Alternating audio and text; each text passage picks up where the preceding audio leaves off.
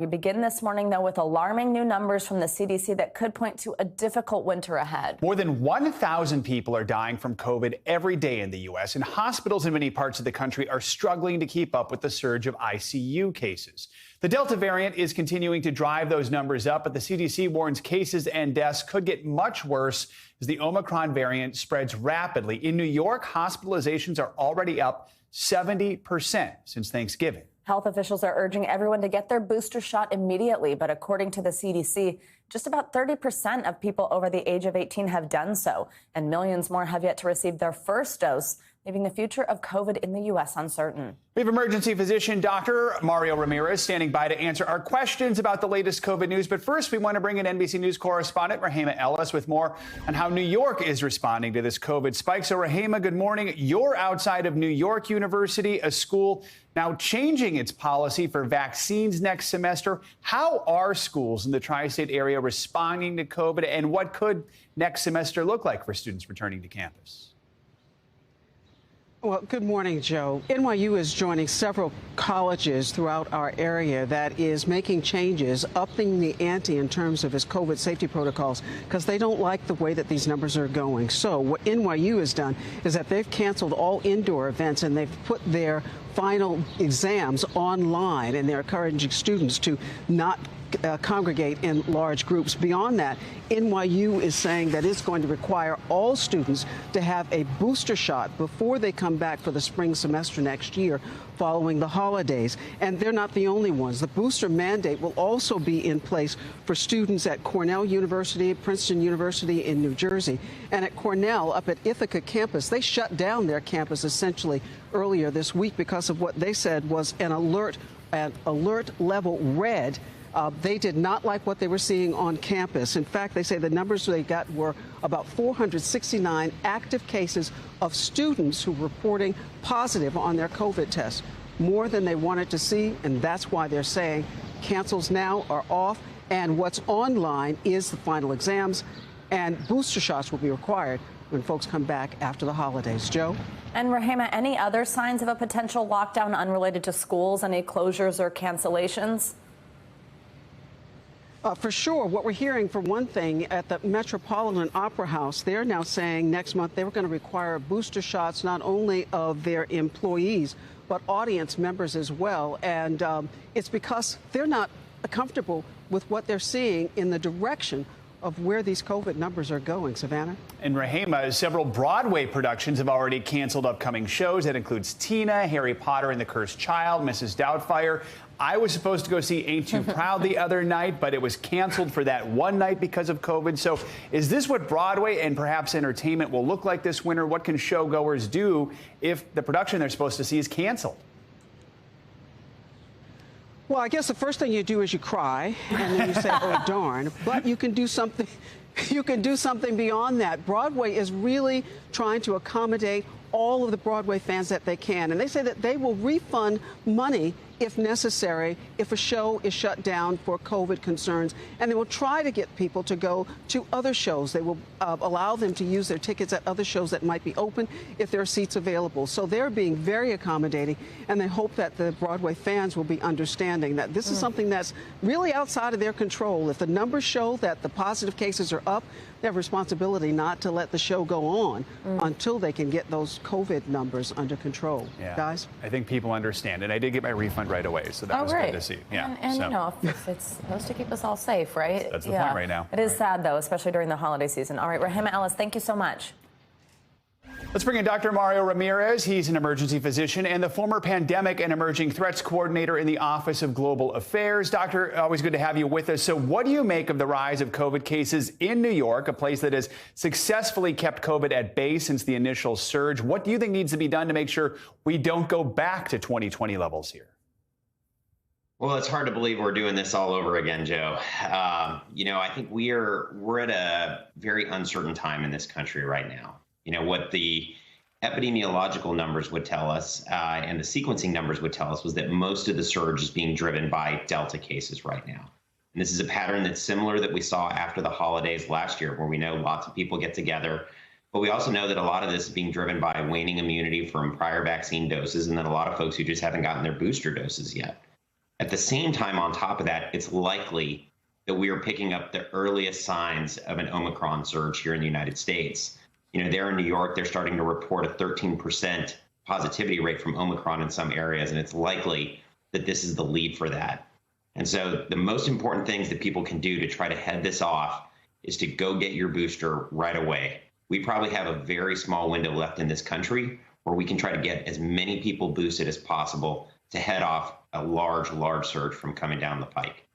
Doctor, I want to talk more about vaccines. One in particular, the CDC is set to discuss the increase of blood clots with the Johnson & Johnson vaccine later today. What do people who got the J&J vaccine need to know? Should people getting the J&J vaccine booster shot be concerned at all? Well, so I'm going to be watching this really closely, Joe. This meeting was a little bit of a surprise, and it came out of some updated information that was submitted about the Johnson & Johnson vaccine in the last few weeks. And what they essentially did was update the numbers about how many people they think are actually having this blood clot side effect. And when they updated those numbers, they found that they were seeing about 1 in every 100,000 persons who were receiving the vaccine were having one of these clots. Now, here in the United States, we've given about 16 million doses of Johnson & Johnson vaccine, which means that we've only seen about 160 of these cases, and of those, only about 9 have been fatal. But it's likely that coming out of this meeting today, we're going to see some restrictions about the kind of people who should receive this vaccine.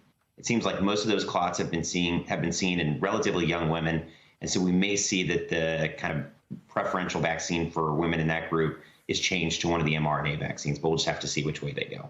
And Doctor, overseas, Britain broke its daily record for new cases yesterday. Quickly on this one, is the U.S. looking at a similar future soon? Well, it's most likely, Joe. And really what I think is going to be complicated here for the United States is if the data holds, we're fortunate that the virulence or the severity of disease that's being caused by Omicron is a good bit lower than it was with Delta or some of the other variants. But what we call breakthrough, or the kind of number of cases in people who have been previously vaccinated, looks to be very high. And so what we're likely to see here in the United States are a lot of people who were previously vaccinated with 2 doses of vaccine who are going to start testing positive. And if you think about how many people that means are going to have to quarantine for 2 weeks at home, that's going to lead to widespread workplace disruptions. Yeah, it's a domino effect. All right, Dr. Mario Ramirez, as always, thank you so much. Turning now to the latest on those devastating tornadoes in Kentucky. President Biden visited the state on Wednesday to see the extent of the damage firsthand, playing the role of consoler in chief as communities across the region look to begin the recovery process. I promise you, you're going to heal, we're going to recover, you're going to rebuild, you're going to be stronger than you were before, we're going to build back better than it was. NBC News Now correspondent Dasha Burns joins us from Mayfield, Kentucky. Dasha, good morning. So we know the president spent some time with the residents there where you are yesterday during his stop. How was his visit received by the community?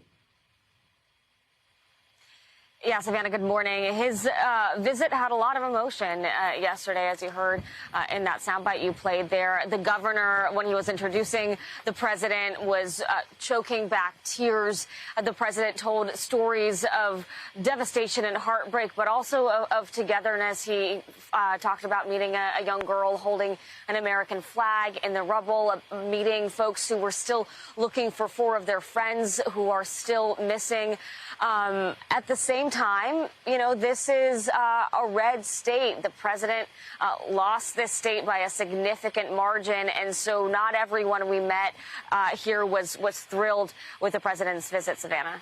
Now, Dasha, we know there's just so much debris to get through, as we can see just right there in your shot behind you, and there are people who are still missing. Give us an update on where we stand with the recovery efforts there in Mayfield, where you are. Well, look, it's been really incredible to see just how quickly volunteers, both locals and people from across the state and outside of the state, came through and started to help with the cleanup efforts. The roads were cleared really quickly, and that effort all is continuing because there really is so much damage to get through. But, Savannah, we are looking at some weather coming through here, more rain today, and it looks like the rest of this week, the next couple of days, there's going to be rain here. We're already seeing some high winds, so that is probably going to make this effort a little bit more difficult and just create a bit more of a mess, unfortunately. So we'll see how the next few days go. People tell me they're going to push through. They're going to try to do as much as they can. But that weather, I think, is going to wind up hampering some of these efforts. Yeah, certainly not something they need right now. And Dasha, we know that as the community begins to recover, I mean, people are still coming to terms with everything they've lost, just the extent of the damage, their homes gone, their lives gone. How are the residents you've met doing? What are some of the stories that you're hearing from them? Yeah, you know, every time the sun comes up here, as it will in just a couple of hours, it hits again. People wind up having to relive those moments and come to terms with what they've lost. Right now, I'm in front of a beauty parlor. Corey Toon dreamt of opening her own salon for years and years, and her husband actually built this place with his own two hands just about a year ago. And as you can see, it's completely destroyed. Take a listen to what she told me. This was like my second home, you know. I was here some nights till 8 or 9 o'clock. So it was my dream to have it, and especially to have it for such a short time and it be taken away is, you just don't think it will happen. It's sad. Savannah, I also met her husband, who says, you know what?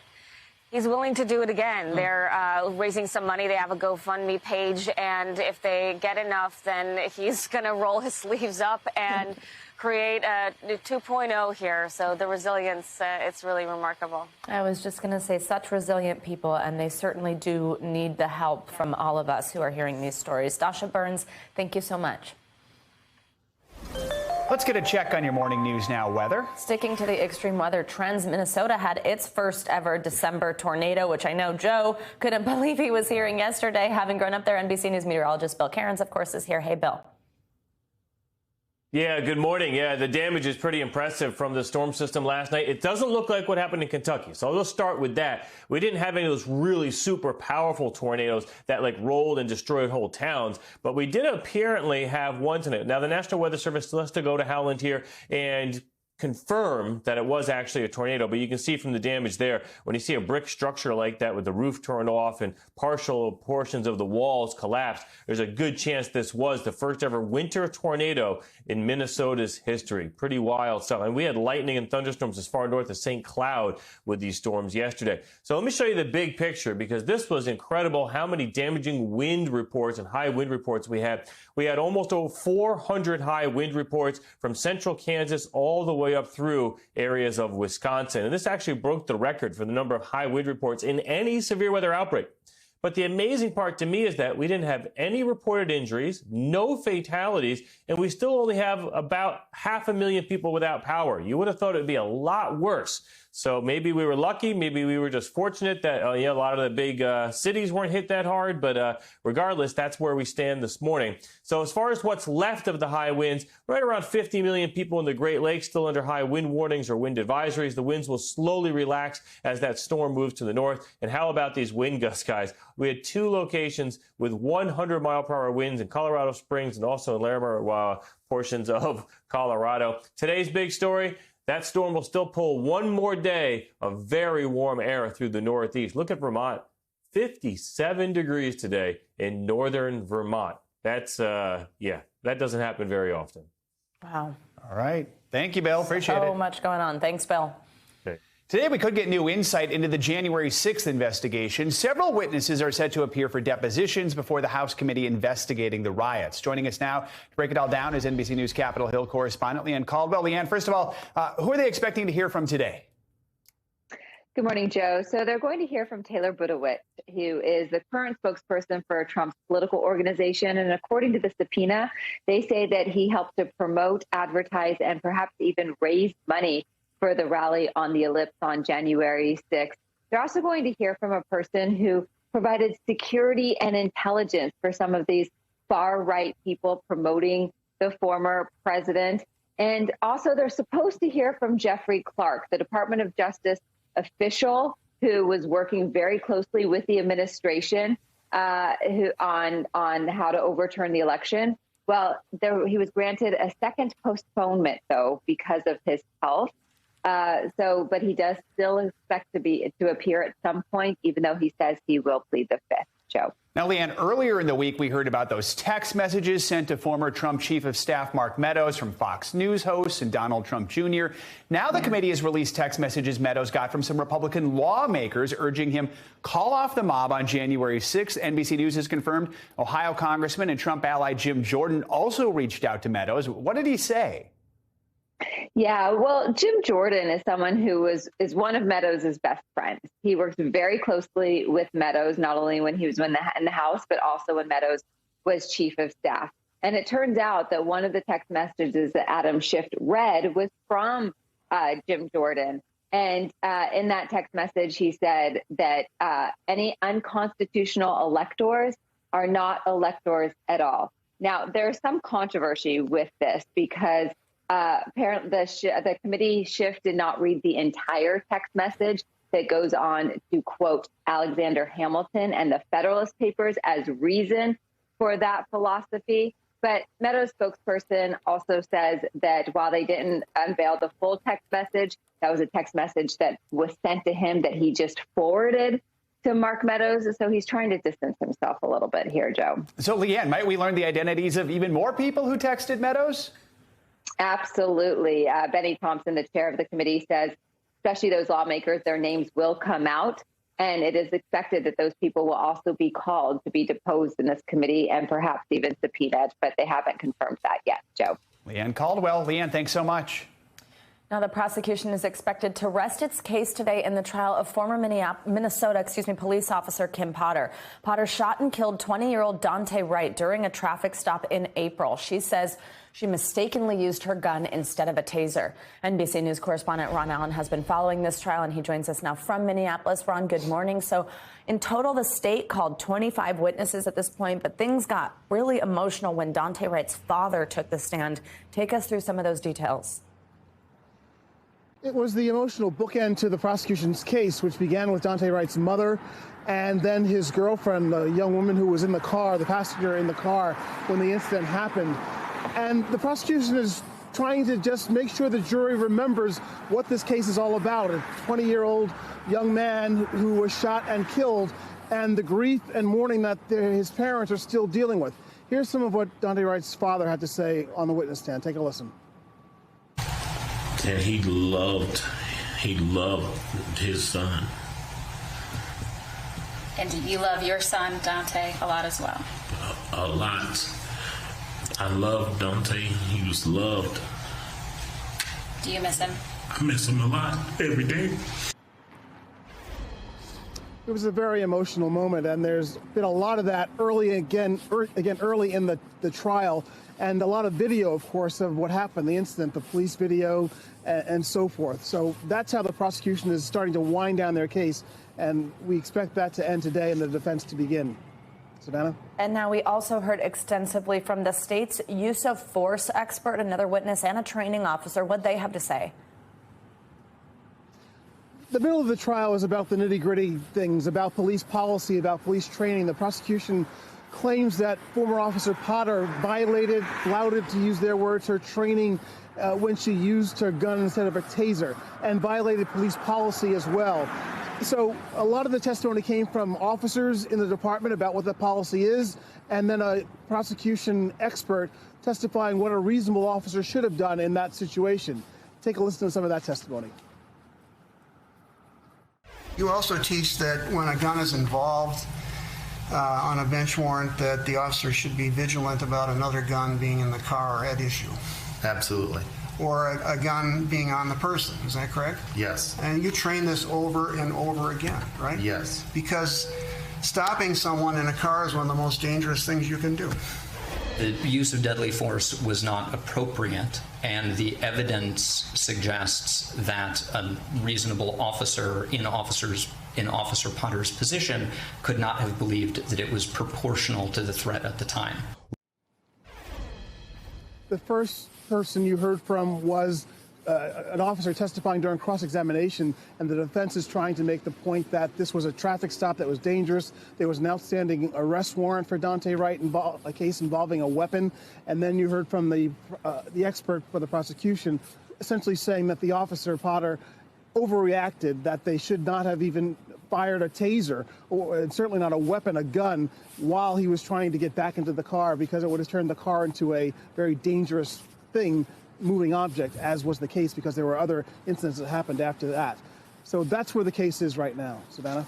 And now quickly, the defense is expected to start calling their own witnesses today. What can we expect there? Yes, we expect to first hear from what are called character witnesses, friends, colleagues of Officer Potter, to testify about her 26-year record, how good and decent a person she is what we believe that they will say. And eventually we expect to hear from Officer Potter herself. The defense has said that she would testify, signaled that to the jury, and ultimately, of course, she will be grilled by the prosecution about how a 26-year veteran could mistake a taser for a gun for a taser. There's been a lot of testimony from experts about the difference between the two weapons, how vastly different they are. And that's what we expect to happen later today or tomorrow. Officer Potter to take the stand, and all of this should wind up sometime early next week to the middle of next week. All right, Ron Allen, thank you so much. Thanks for watching our YouTube channel. Follow today's top stories and breaking news by downloading the NBC News app.